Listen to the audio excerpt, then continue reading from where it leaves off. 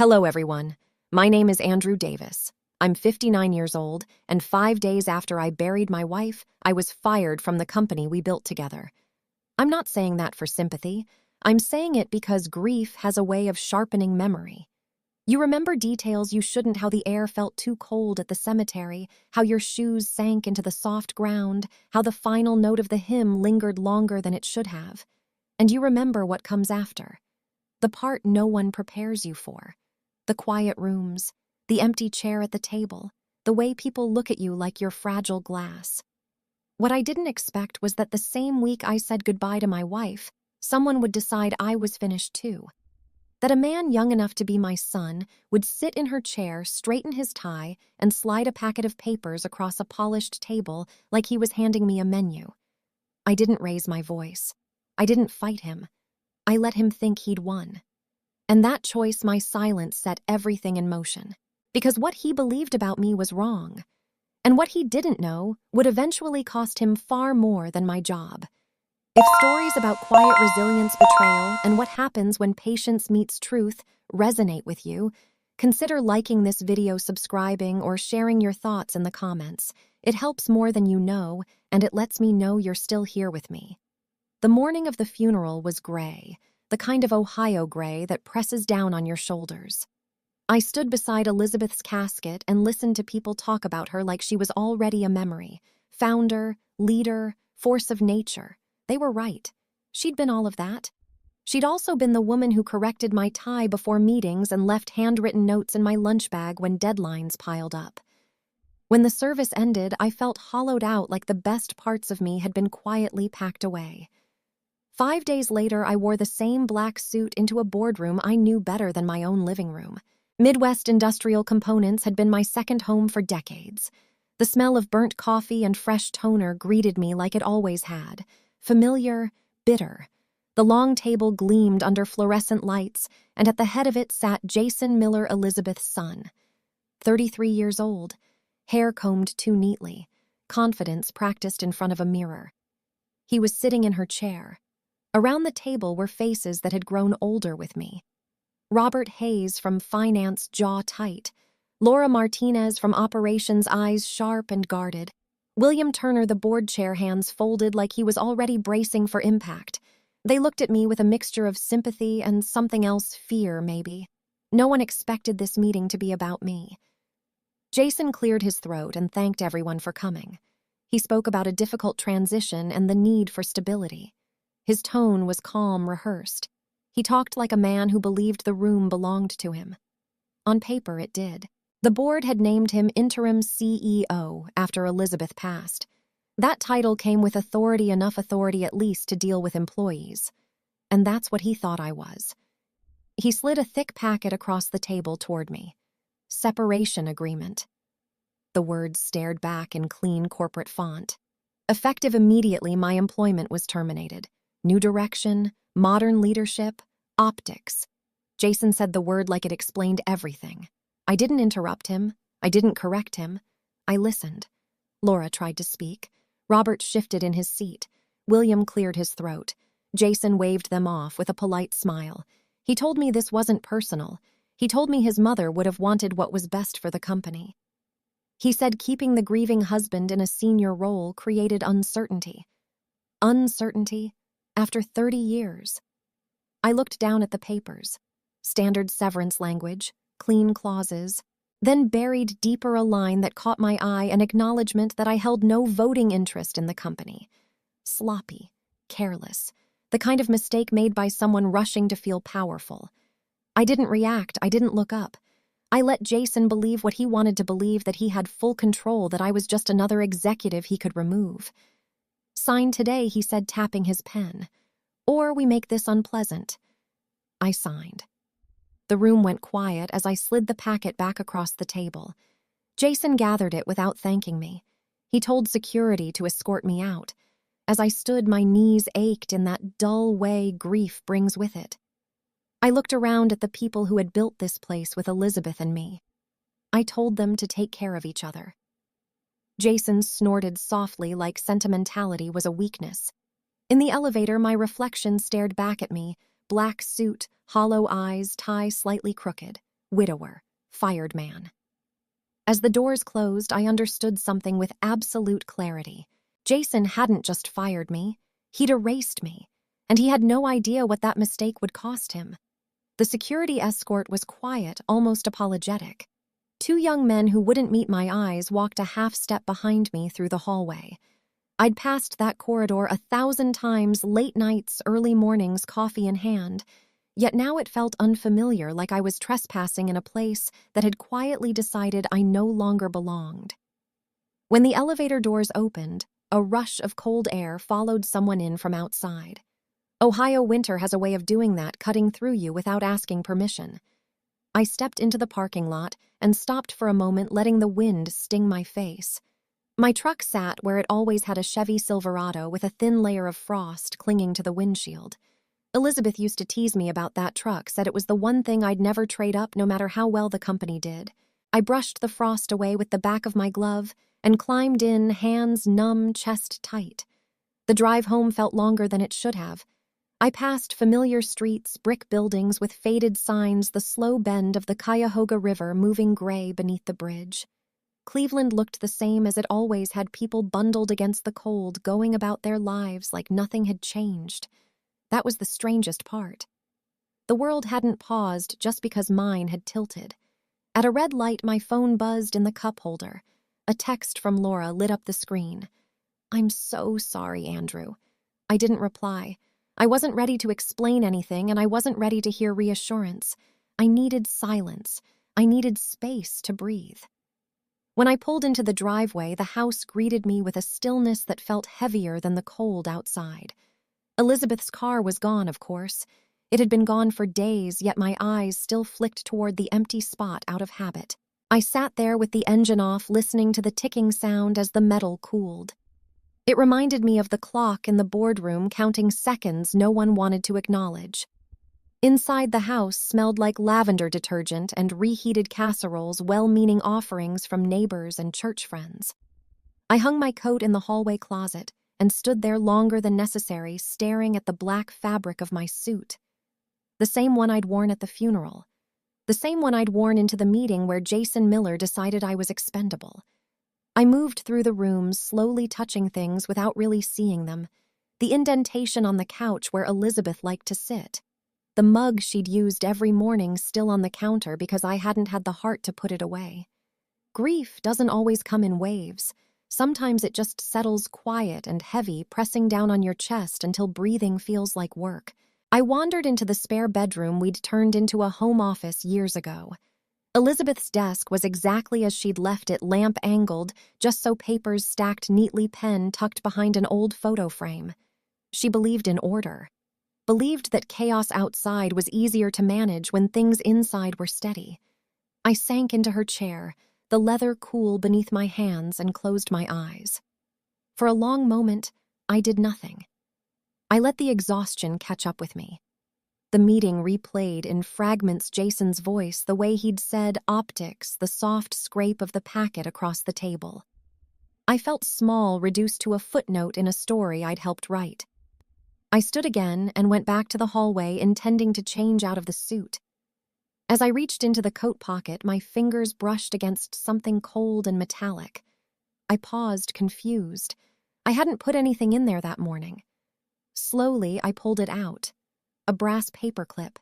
It was bent slightly out of shape, the way it always was. Elizabeth had kept that paperclip for years, straightening it and bending it again, refusing to replace it. She said it worked just fine and didn't see the point in wasting things that still had purpose. Seeing it in my palm made my throat tighten.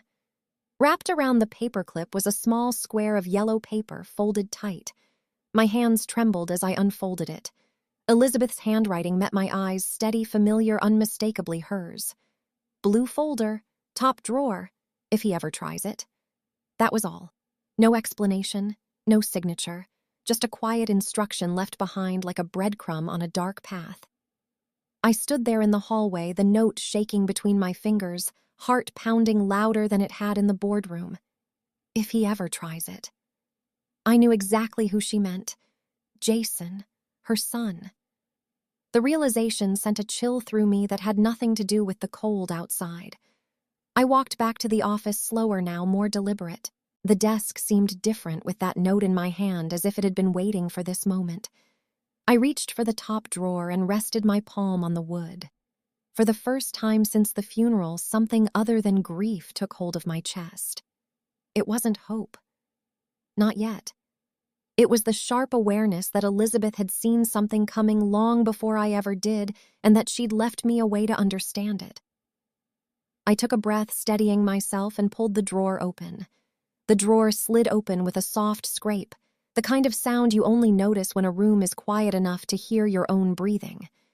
Inside were the things Elizabeth always kept close, neatly stacked folders, a spare pair of reading glasses, a small notepad filled with her precise handwriting. Everything had its place, nothing accidental. I moved things aside carefully, as if the wrong touch might disturb more than paper. At the back of the drawer sat a navy blue folder, thicker than the others, heavier, the kind of folder you don't open casually. I lifted it out and sat back down in her chair. The brass paperclip rested on the desk beside me, catching the light.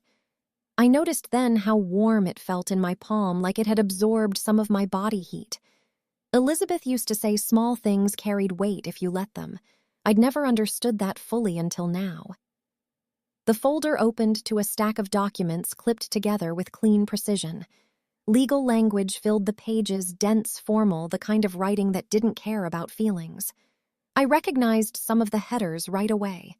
Trust agreement, share transfer, voting rights. My eyes moved faster as I read heart beginning to thud against my ribs. Dates caught my attention. 7 years ago. I leaned back, memories stirring. A night at the kitchen table when Elizabeth had been unusually quiet. Plates washed and drying on the rack, the hum of the dishwasher filling the space between us. She'd asked a question, then what the company was worth, what would happen if something went wrong. I'd told her not to worry. We were fine. She'd nodded, but she hadn't looked convinced. Now, with the folder open in front of me, I understood why. Page after page spelled it out in language that left no room for interpretation. A voting trust established in my name. Shares transferred quietly, legally, irrevocably. 67% of the company's voting control. Elizabeth's signature appeared more than once steady and unmistakable. Mine appeared too older, familiar, dated back to a time when I'd signed without fully grasping the implications. I stared at my name written by my own hand. My chest tightened, not with triumph, but with a slow, sinking realization. Elizabeth hadn't done this on impulse. This wasn't spite. It was preparation. She'd seen something in Jason long before the rest of us were willing to admit it. A restlessness, a hunger. The way he asked about numbers without asking about people. I closed my eyes for a moment, letting the weight of it settle. Ownership like this didn't feel empowering. It felt heavy. Responsibility pressed down on me in a way my job title never had. This wasn't leverage meant to be waved around. It was a safeguard put in place quietly, patiently, by a woman who understood timing better than anyone I'd ever known. I thought back to the boardroom, the separation agreement Jason had slid toward me with that practiced calm. The clause buried on page 6 claiming I held no voting interest. Sloppy language, careless assumptions. He'd believed it because he wanted to, because he'd never imagined his mother would put control in my hands instead of his. A small, bitter laugh escaped me.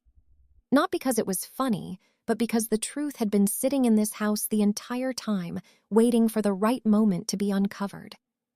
Elizabeth hadn't trusted loud declarations. She trusted quiet preparation. I flipped through the documents again, slower this time, checking dates, notarizations, signatures. Everything was clean, solid, unassailable.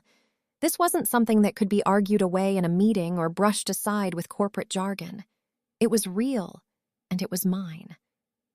For the first time since the funeral, I felt something shift inside me.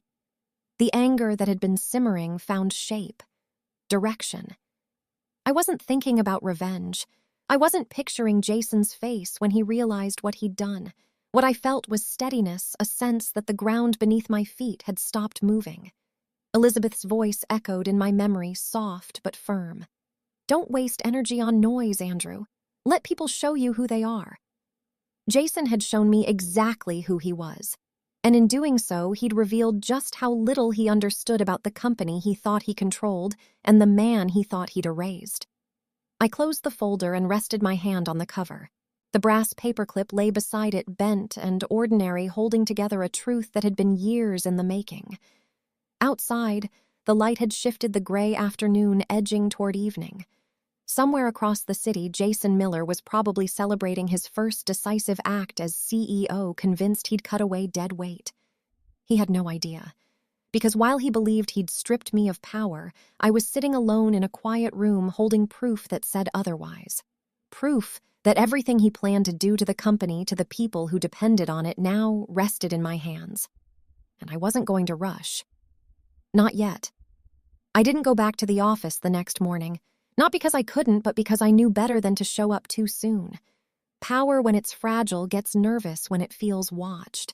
Jason Miller needed space to believe his own version of events, and I needed distance to see clearly. Instead, I drove. I crossed familiar routes without thinking, the Silverado moving on muscle memory alone, past the industrial flats, past loading docks and rail spurs that had been there longer than I had. Midwest Industrial Components wasn't just a name on letterhead to me. It was decades of early mornings and late nights. It was Elizabeth walking the floor in sensible shoes, stopping to ask a machine operator about his daughter's college application. It was me, standing in a half-built warehouse in February, breath fogging the air, promising a crew we'd make payroll even if it meant delaying our own. We'd done that more than once. There were years when the margins were thin enough to make your stomach knot. Years when competitors folded and banks got nervous. Elizabeth never panicked. She'd sit at the kitchen table with color-coded folders spread out like a puzzle, calm and methodical, finding solutions no one else could see. She believed loyalty wasn't sentimental, it was practical. People stayed because we stayed for them. That belief had built the company more than any acquisition ever did. By mid-morning, my phone buzzed again. Laura Martinez this time. I let it ring twice before answering. "He's moving fast," she said without preamble. I leaned back against the truck door, watching steam rise from a nearby sewer grate. "How fast?" "Too fast," she replied. "He's already talking about restructuring, using words like efficiency and realignment." I closed my eyes. Those were the words people used when they wanted distance from the consequences. Has he said anything concrete? There was a pause. Not officially, but there are spreadsheets, Andrew, lists, phases. I felt the weight in my chest deepen. "Keep watching," I said quietly. "Don't let anyone panic. You should come in," she added, her voice low. "People are asking." "I know," I said. "Not yet." When the call ended, I stayed there longer than necessary, breathing through the cold. The blue folder sat on the passenger seat beside me, unopened but present, like a reminder I couldn't ignore. I had leverage now, more than enough, and yet the idea of walking back into that building and stopping everything immediately felt wrong. Premature. Elizabeth had taught me patience the hard way. When a supplier tried to strong-arm us early on, I'd wanted to threaten legal action right away. She'd stopped me, told me to wait. Let them make the first mistake. They always do. She'd been right then. She was right now, still knowing that didn't make the waiting easier. By noon, rumors were spreading faster than facts ever do. A text from Robert Hayes came through, short and careful. "Be cautious. He's calling emergency meetings." Another message followed minutes later. "Board isn't fully looped yet." That was Jason's style move, quickly control the narrative, present decisions as inevitabilities. He believed momentum was power. What he didn't understand was how fragile momentum becomes when it's built on assumptions instead of truth. I drove past the main plant just before shift change. The low siren sounded familiar and grounding. Workers spilled out into the lot. Jackets zipped, lunch pails swinging. Faces I'd known for years. Men and women who'd shown up during snowstorms and heat waves because they trusted us. Because they trusted Elizabeth. I parked across the street and watched. That was when the first list arrived. Laura didn't send it directly. She didn't need to. Her message was enough. 53 names, Phase 1. My hands tightened on the steering wheel until my knuckles ached. I didn't ask who was on it. I already knew the type. Long-tenured, higher wages, people whose value didn't show up cleanly on a spreadsheet. I thought of Michael Brooks from maintenance hands permanently stained from years of honest work. Thought of Sharon in purchasing who remembered every supplier's birthday and still negotiated better terms than anyone else. These weren't inefficiencies. They were the backbone of the place Jason thought he was modernizing. Anger flared hot and immediate, threatening to override everything Elizabeth had prepared me to do. With one phone call, one meeting, I could end this. I could walk into that boardroom and remind everyone who actually owned the house. But ownership wasn't the same as leadership. If I stepped in now, Jason would frame it as instability. A grieving widower acting out of emotion. He'd muddy the waters, call emergency counsel, cast doubt where none should exist. And the people I wanted to protect would be caught in the middle of a fight they didn't deserve. I drove home instead. The house was quiet when I walked in, the kind of quiet that presses in on you if you let it. I sat at Elizabeth's desk again, the blue folder unopened this time, and rested my palms flat on the wood. The urge to act pulsed through me, demanding release. I remembered Elizabeth standing at this same desk years ago, looking up at me with that steady expression I'd come to rely on. Doing nothing isn't the same as giving up, she'd said. Sometimes it's the hardest thing you can do. I wasn't doing nothing. I was waiting. But as I stared at the wall clock ticking off seconds, I couldn't get back. The question settled in my chest, heavy and unresolved. How long could I wait, knowing people were about to pay the price before patience became its own kind of betrayal? By Friday afternoon, Jason had decided it was time to be seen. He called it a leadership lunch, the kind staged just far enough from the office to feel informal but close enough to keep control. A chain restaurant off the interstate, neutral colors, laminated menus, televisions mounted high in the corners like silent witnesses. The sort of place where nothing important should ever be decided, which was exactly why he chose it. I found out about it from Laura. He's posturing, her text read. Talking big. Managers only. I drove there anyway. I told myself I was just observing, that I wouldn't go in, that I'd sit across the lot for a few minutes, confirm what I already suspected, then leave. The Silverado rolled into a space near the edge of the parking lot, engine idling. Through the windows, I could see familiar silhouettes gathered around pushed-together tables, suits mixed with work jackets, uneasy laughter. Jason stood near the bar, tall and animated, a drink in his hand. I shut off the engine. Inside, the air smelled like fried food and stale coffee. A bell chimed as I stepped through the door, and for a split second the room seemed to tilt. I pulled my cap lower and took a seat near the back, ordering water I didn't touch. No one recognized me at first. That hurt more than I expected. Jason's voice carried easily. "We can't keep running this place like a museum," he said, smiling as a few managers nodded along. "Nostalgia doesn't pay invoices." A couple of polite chuckles followed, the kind people offer when they're not sure what else to do. He went on about efficiency, about right-sizing, about tough decisions and fresh blood. He talked about the old guard like they were an obstacle instead of the reason the company still existed. Every sentence tightened something in my chest. I thought about the winter we'd nearly lost everything. About Elizabeth calling an emergency meeting in the warehouse, breath fogging the air, telling people the truth because they deserved it. About how not a single person walked away. They stayed because we stayed with them. Jason laughed lightly. "Frank never really understood that side of things," he said, dismissive. He meant well, but emotions cloud judgment. That did it. My hands curled into fists beneath the table. Heat surged up my neck, narrowing my vision. I imagined standing up, saying his name out loud, watching his confidence fracture in front of everyone he was trying to impress. It would feel good. Just for a moment. Across the room, Laura caught my eye. She shook her head once.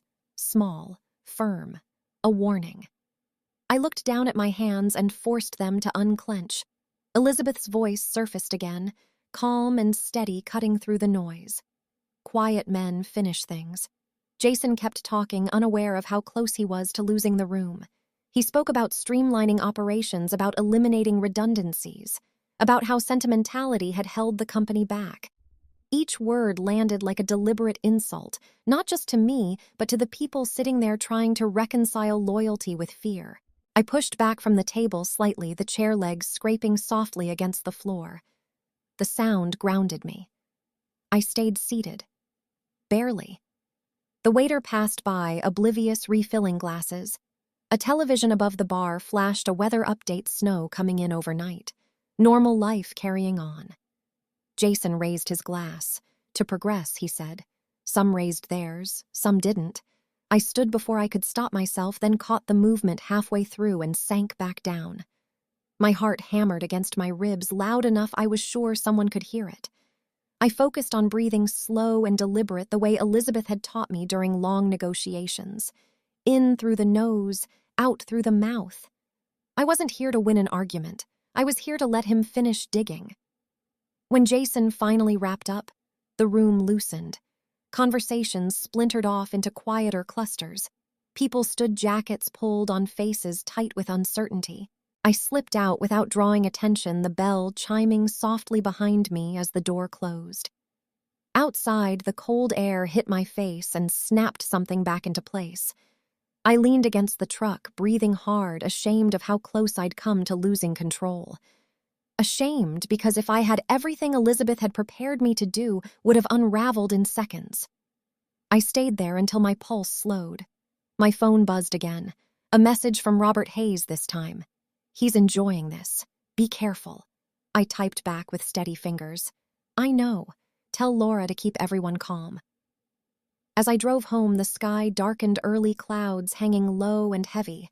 The house greeted me with its familiar quiet, but tonight, it felt less oppressive. I moved through the rooms without turning on lights, letting the darkness settle around me. In the bathroom, I caught my reflection in the mirror, older than I felt, eyes tired but clear.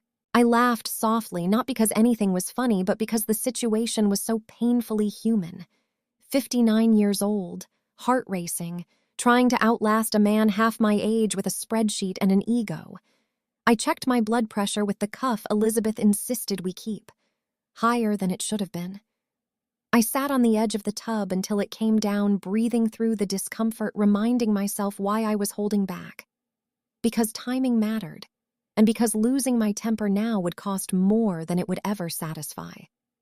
I turned off the light and stood in the dark, the echo of Jason's laughter still ringing faintly in my ears, resolved to let restraint do what anger never could.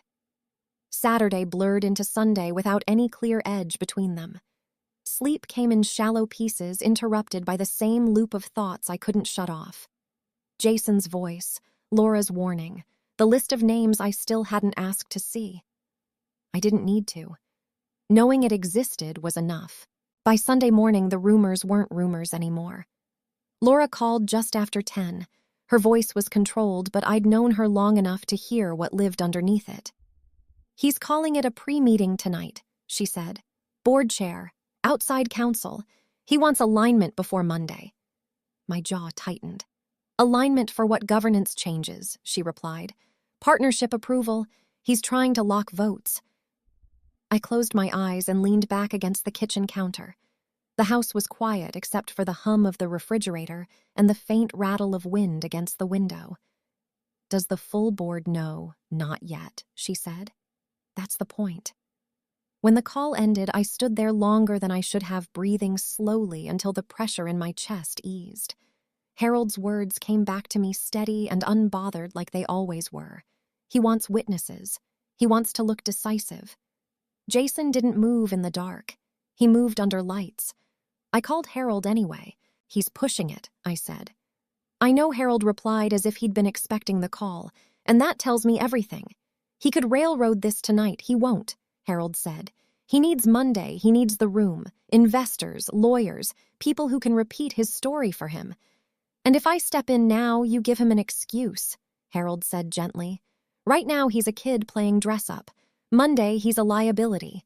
I hated how right he sounded.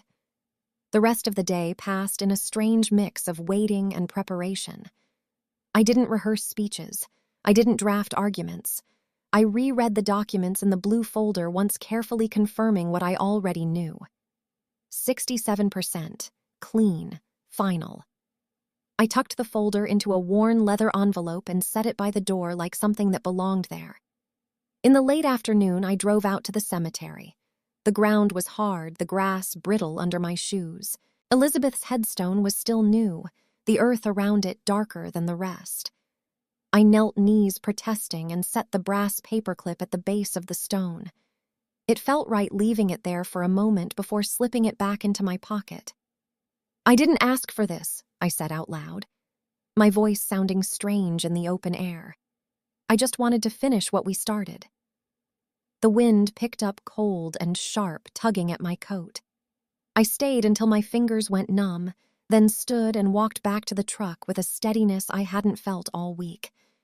That night, I laid out the suit Elizabeth had bought me for our 10th anniversary. Dark gray, simple, nothing that tried to make a statement. I slid the brass paperclip into the inside pocket and pressed my hand there for a moment, grounding myself. A text came in from an unknown number. "Security will be present at tomorrow's meeting." I smiled for the first time since the funeral. Not because I enjoyed what was coming, but because the pieces were falling exactly where they needed to. Monday morning arrived hard and cold, the kind of gray that makes even familiar places feel unforgiving. The flag outside the building snapped sharply in the wind as I crossed the parking lot. I paused at the door, hand on the handle, and took one slow breath. Inside, the smell of cleaner and stale coffee hit me at once, the same as always. I signed in with security like a visitor in my own building. The guards nodded politely, professional and distant. I didn't blame them. They were doing their jobs. The boardroom was already filling when I stepped inside.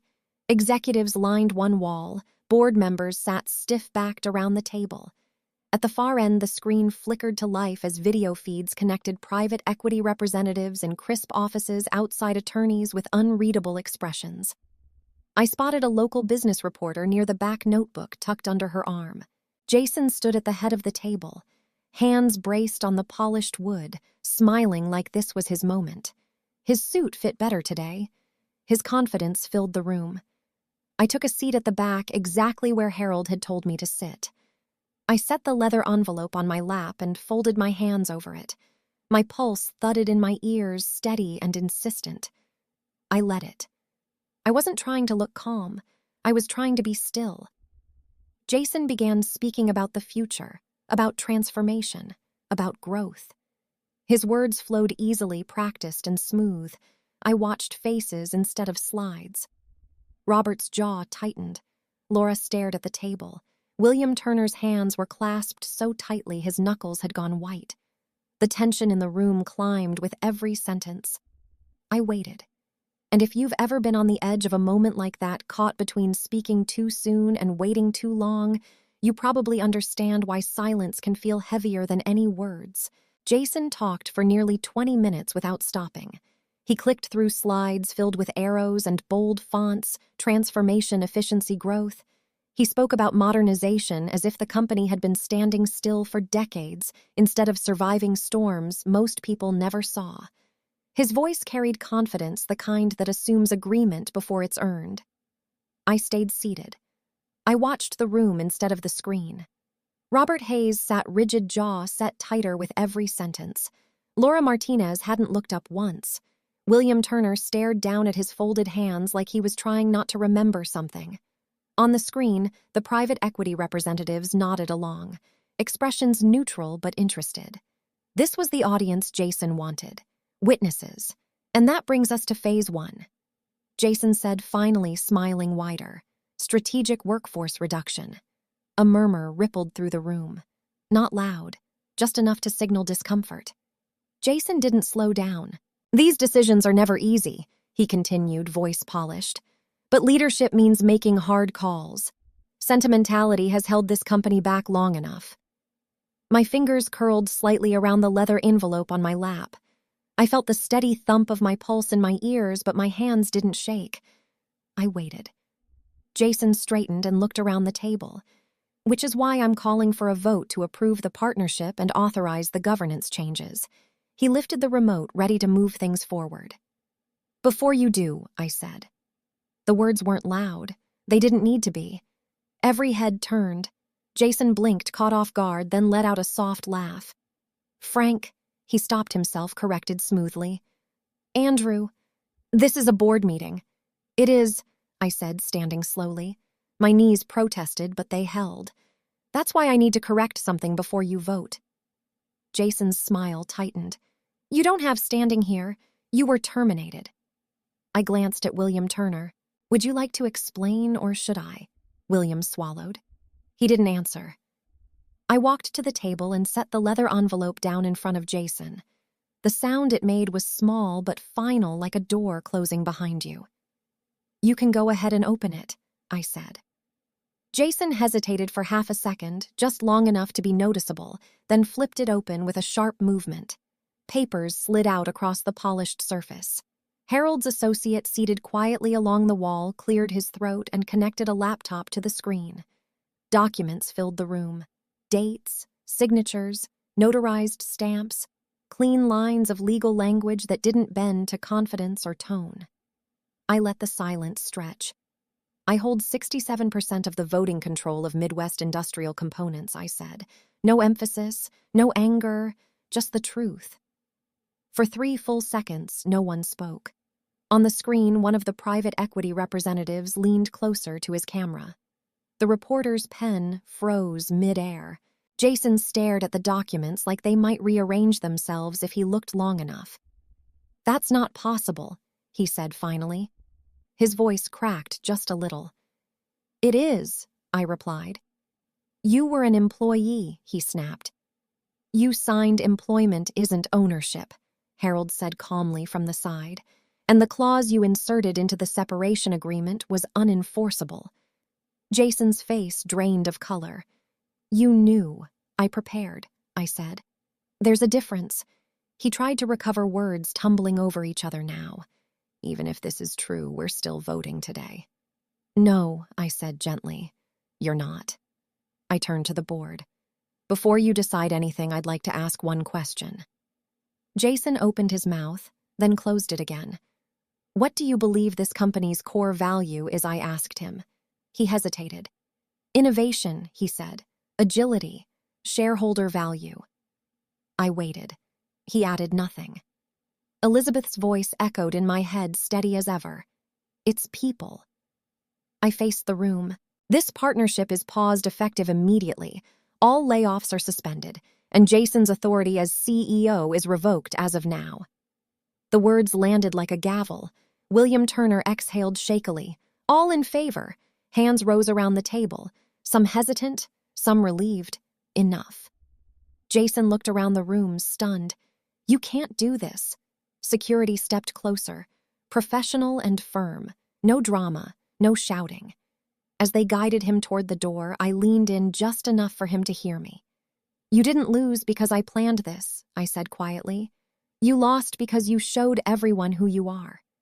He didn't answer. The glass door closed behind him, sealing the moment.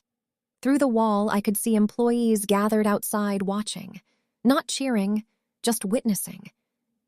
When it was over, I sat down. My hands shook then. I didn't hide it. The adrenaline drained away, leaving something like exhaustion in its place. My phone buzzed on the table. A message from Laura. They're cheering on the floor. I closed my eyes and breathed. The building felt different without Jason in it.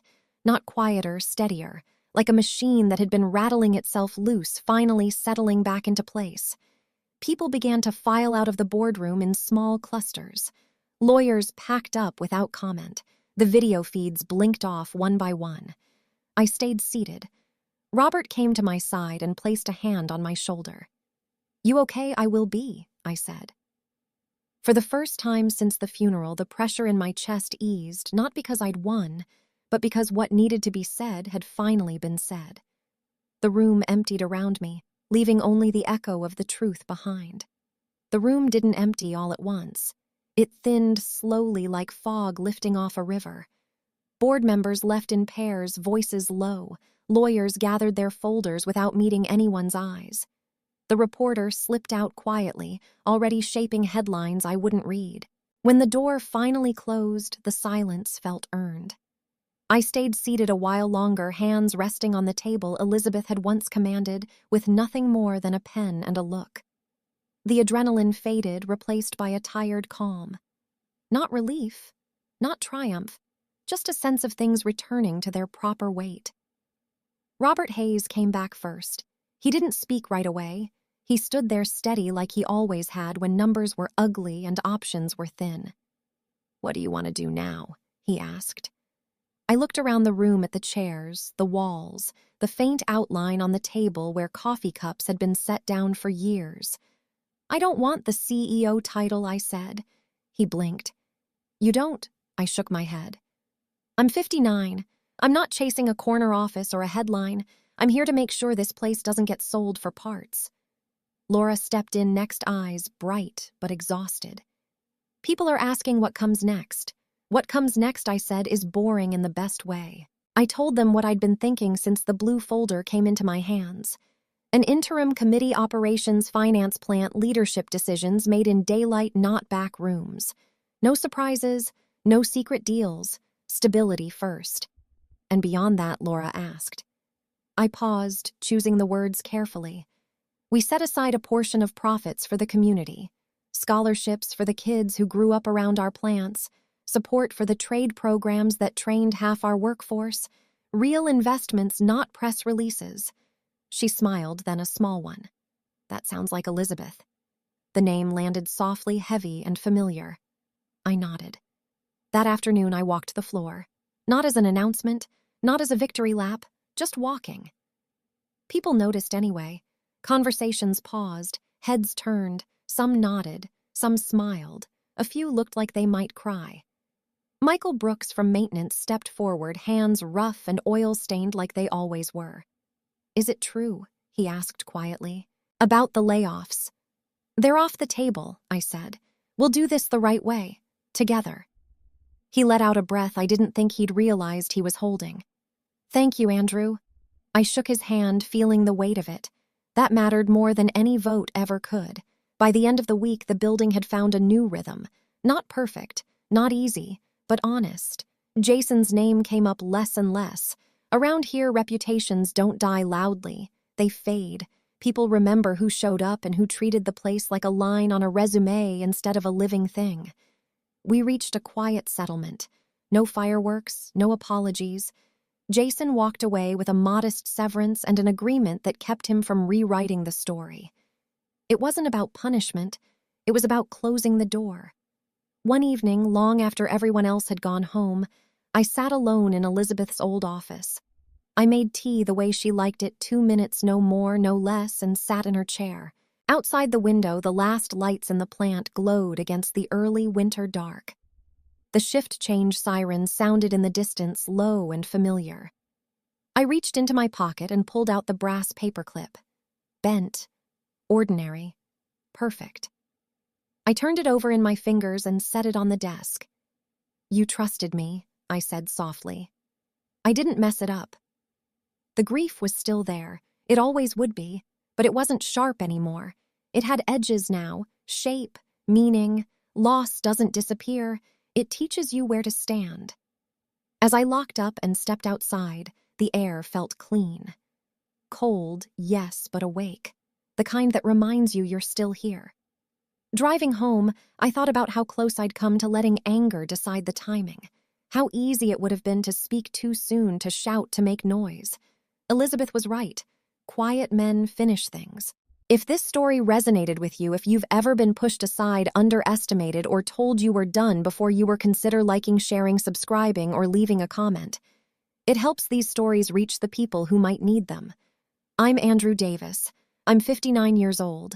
And sometimes the strongest thing you can do is wait, tell the truth once, and let the silence do the rest.